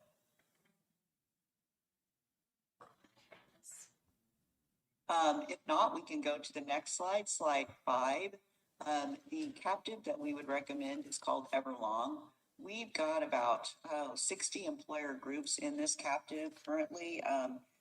Some of them, Butler County is one, Chautauqua County, Pottawatomie, City of Derby, City of Wellington, City of Winfield are some municipalities that are in there. We've got some schools, but we've got a lot of commercial type employers as well. But the captive, a few things that these employers are doing in the captive, they all have, if you look at bullet number 3, they have a fully insured, oh, that's not it, I'm sorry. Okay, down 3 from the bottom, transplant carve out. So every employer in this captive has a fully insured transplant rider. So you would be a part of that as well. So if someone in your group, one of your members had to have a transplant, the fully insured policy would pay for that outside of your claims. So you're purchasing a fully insured rider basically to pay for any transplants, because we all know transplants, I mean, they can be upwards of $1 million. There's also a policy for gene and cell therapy, which is getting to be more and more utilized as well for these therapies that are curative in nature. There's actually some that cure cancer now, hemophilia. So there's also an annual meeting that you would be asked to be a part of. There's some different analytics that are part of the Everlong captive, but just a lot of really good reasons to look at a captive. You would also have access to our employer solutions hotline. So we have a group within USI. They are attorneys, they're employment law attorneys that you would have access to anytime, and there would be no additional cost for that. The next slide is the Allied Advocate Program. Because Allied would be the TPA, they do have a program. It's a cost control strategy that only affects 7 areas of claims. So it's, in your case, it would affect about maybe four or 5 people that were on your plan this year. So it's going to affect like ambulance charges or high cost inpatient charges or infusion charges, things like that. So they're going to pinpoint those claims, and they are going to attempt to pay those at the Medicare rate. So Medicare is the basis for all insurance carriers in the U.S. basing what their allowable charges are going to be are based on Medicare. And for most carriers, they're somewhere between 200 and 400% of Medicare. So Medicare is kind of the basis. It's the floor, if you will. So what Allied does is attempt to pay those at the Medicare rate. Most facilities are used to getting Medicare because that's their biggest provider, their biggest payer. And they do not push back at all. If they do, if they say, no, we won't allow to be paid at the Medicare rate, then they will be paid at the PPO allowable rate. So there's really no downside for you as the employer or the employee. And if you look at page 7 or slide 7, this is an actual case study of a group that we have. This is, I think, 3 years old now, but is still very relevant. We've saved millions of dollars through this Allied Advocate program. But with this group, they had about 90 employees that were on the plan. And if you can see there in the middle, there's a highlighted amount. It says enrollee Wesley Medical Center. And then it shows charges of $677,000. That's what they billed the insurance company. The amount by the PPO was $252,000. However, they settled at $39,000 for this because they settled at Medicare. So if you go to that third column from the end there where it says payment method, you can see the first 2 were paid at the PPO allowable. They didn't accept the Medicare. The third one was paid at Medicare, and so on. But this resulted in a savings of about $245,000 for this group. So these people would more or less be an advocate for us as clients, patients, however you want to call it, and try to get the cost down of what the hospital or doctor's office truly wants to charge us. They'll go in and they'll look at those claims and they'll fight to get those charges dropped or lowered. Yes, correct. That's perfectly said. And for this, there are fees over there, you know, because they're not gonna do it for nothing, of course. On the far right-hand side there, the fees are 25% of whatever the savings is between Medicare and the PPO allowable amount, up to $3,000. So, you know, it's capped at $3,000. So even after their fees, it looks like they were 20,000 down there. There was still a huge savings. So that is one of the cost containment strategies that they perform. So it's a long-term strategy. Most of our groups that have been in the captive, their stop loss renewals have all been under 5% for the past few years, which is unheard of. One we had with Blue Cross and Blue Shield this year was 80% just on the stop loss increase.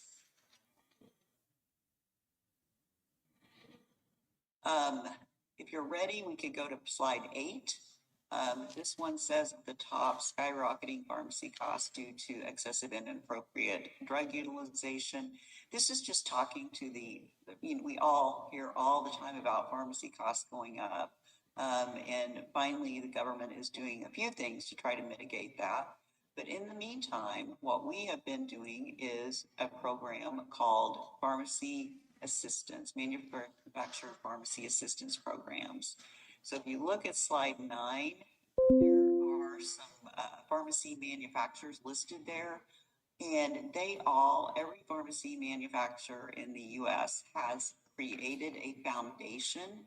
And, you know, they're not really doing it, unfortunately, out of the goodness of their heart. It is a big tax advantage for them. So they're saving millions of dollars in taxes by creating these foundations. But the foundations enable good pharmacy benefit managers and others to go in and get the cost of those high cost specialty medications covered at zero copay and zero cost to you and your plan. So the way they do this is through a program. It's called, like I said, a manufacturer pharmacy assistance program. They identify anyone that's on a specialty medication. Specialty medications are those very, very high cost meds that are used to treat things like Crohn's disease, ulcerative colitis, rheumatoid arthritis, multiple sclerosis, those very chronic conditions. These medications can be upwards of, $200,000, $300,000 a year. So the pharmacy benefit manager that we are actually recommending is called Oriad, and they do this all day, every day. They work with the patient. The patient goes through a process where they do kind of an analysis of what their income is, because it is income based. So in order to get the medication covered through the foundation, the employee or the member has to be between 400 and 700% of the poverty level, which is quite high. In most cases, they would qualify for it. And if they do qualify, then that medication comes out of the foundation dollars, and the county does not pay anything for that medication. So on slide number 10, there is a Linn County Oriad analysis. So also, if you went unbundled, self-funded with the providers that we are recommending, you would get 100% of your rebates. With Blue Cross and Blue Shield today, you get 80%. So that's just something to note. But we would anticipate that your savings are going to be at least $100,000 on the pharmacy side alone. This is a very conservative approach by us, and this estimation is probably going to be closer to 150 and upwards of savings. I did want to point out on slide 12, there is a sheet that says Linn County claims utilization, and then there's a very colorful orange, blue, and green sheet that is included, and it says cost share at the top. One of the reasons we're looking at these different solutions is because if you look at the total, see that total column there on the left-hand side, that includes your health and pharmacy added together. So if you look at the past prior time period, which was March of 2023 through February of 2024, you can see your plan paid $1.2 million. Then in the prior plan year, which was the last year's March of 2024 through February of 2025, that period, there was 1.7 million paid by your plan. You guys paid that. This year, you're looking at, in that same time period through February of this year, $2.1 million. So quite an increase year over year. So we're looking at cost containment strategies to try to mitigate those claims and keep them from jumping up like that every year. And then on slide 13, this is just some of the large claimants. You can see your first one up there, the top payment was almost $300,000 that was paid on this employee's spouse.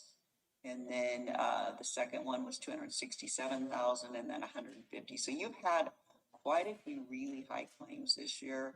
And that was, that specifically going back to that first sheet is one of the reasons we would recommend you moving your stop loss up to 100,000.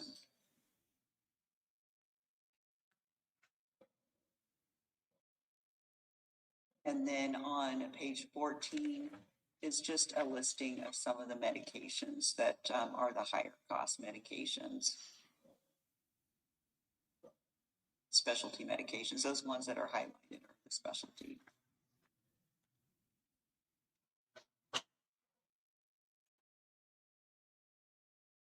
So, Chastity, do you have anything you want to add to that or anything I missed? I don't think so. I will share what we talked through with an email, just some key points of what you've already talked about as well with them, and then if they have any other questions, I will reach back out to you. Okay, that sounds fantastic. I appreciate it. Thank you guys for your time today. I really appreciate it. I know insurance is not the most interesting thing in the world, especially on a Monday. So thank you very much. Thanks, Jen. Thanks, Jen. Jen. Thank you.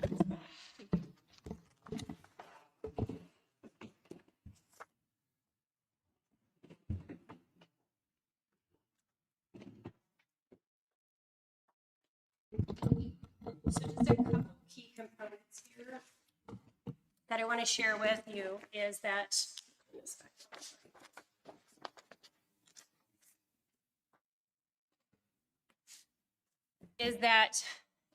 our options are staying with Blue Cross Blue Shield with probably seeing a 7 or almost an 8% increase if we move to the $100,000 stop loss versus the $75,000 stop loss. If we stay with the $75,000 stop loss, our increase is going to be at 15%. So that's one thing to take a look at. If that's the route you choose to go,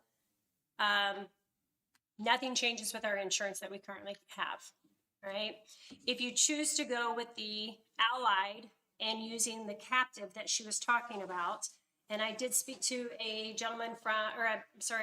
lady from Butler County, and it wasn't Comanche, but another county that has recently joined the captive, and they've been extremely impressed with going that route.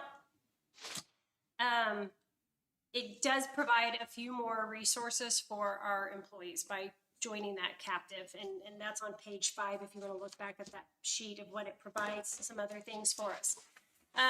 By doing that, though, you have to go with Allied, and with Allied, going with Allied, there'll be no increase to the employer or employee with the premiums that we are currently paying. Everything will stay the same.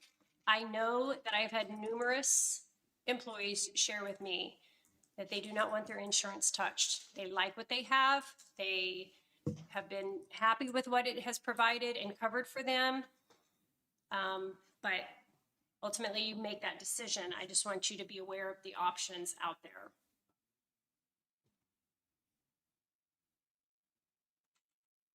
A decision does not have to be made today, but we do have open enrollment next Thursday. And we need to be making a final decision with them. I believe it's the 5th or 26th of which route we're going to go. So, We kind of went through this last year, though. If we're gonna go through with open enrollment, we have to have our options now. And One thing last year that some of the employees said was that they weren't given the option to increase the employee contribution. thank you. Yeah. So that's another thing to consider as well, is increasing the employee contribution. You all could talk to the department heads about their individual departments and what their employees will in order to get that consideration. these are options within Jen Elliott and Blue Cross Blue Shield. Do you have other options outside? Well, of- Jen Elliott's not with Blue Cross Blue Shield. They're an entity that goes out and looks at all the different options that we have are available to us with insurances. So, I mean, it doesn't make any difference if we choose Blue Cross Blue Shield because of her or not. She's given us options of other insurance companies. Like I said, moving that stop loss from 75,000 to 100,000 will help save roughly 8%. And as Jacqueline and we visited on Saturday just for a few minutes in regards to this, and she brought that up, that, the county doesn't have to absorb that increase. We could have the employees help absorb that increase. Jen was going to kind of get me a ballpark figure of what it costs for an individual and a family, and then an individual with a spouse, of what those insurances cost roughly per. So I did ask for that prior to coming into this meeting. Yeah. So, I guess I was just confused with what she provided versus I'm not seeing United Healthcare. because that was one that was not going to be beneficial to our group. It was not going to And give. she looked at that one. Yes, she went with, because I kept expressing to her, the employees like what we have, so we either need to stay with what we have or get something extremely close.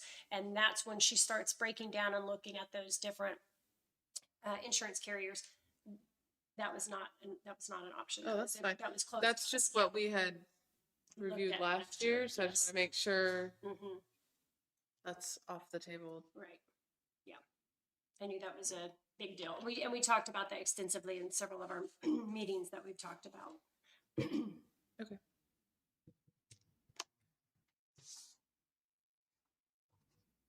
So moving forward, I guess if you would like, I will wait for Jen to get me those numbers so you can kind of see what that would look like for us absorbing, us as the county, I apologize, absorbing that cost versus the employees taking on that. I think increase in cost. I guess the confusion last year too was we went into open enrollment with the same insurance, and then a few weeks later, we're giving them all these other options. So if we are sending our employees to open enrollment on June 18th for this insurance, I don't see why we're approving it the following week or.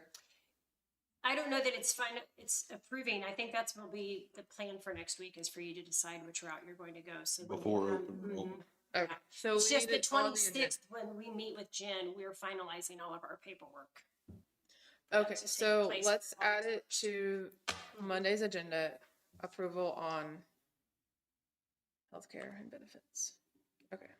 And the documents that I gave you, again, if you have some questions, be sure to reach out and I will dig and get the answer for you.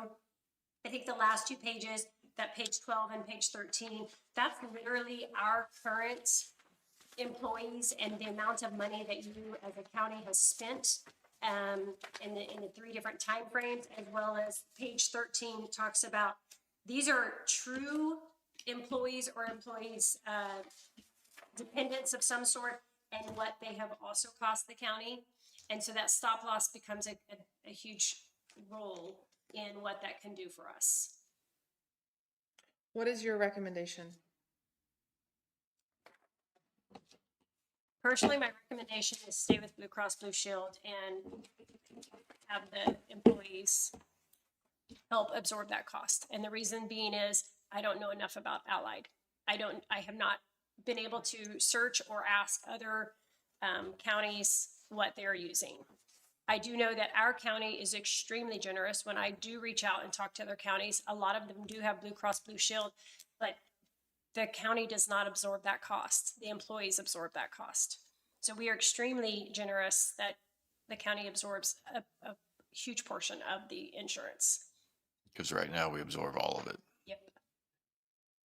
On the renewal, would you be in favor of the 3 with the stop loss going to 100,000 too? Of staying at 75? No, I would recommend going to 100,000.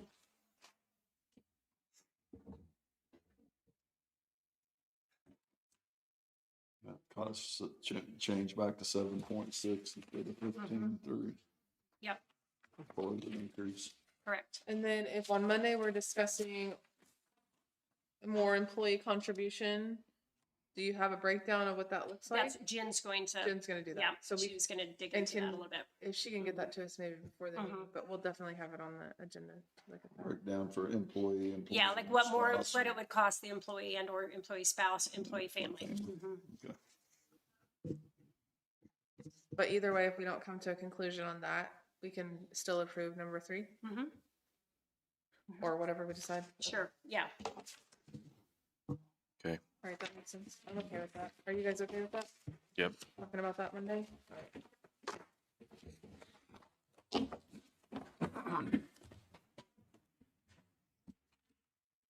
Anybody have anything else? I don't. Chelsea? I You don't. done? Okay. Jacqueline, you good? I'll make a motion to adjourn. I'll second it. It's been moved and seconded. All in favor, say aye. Aye. Aye.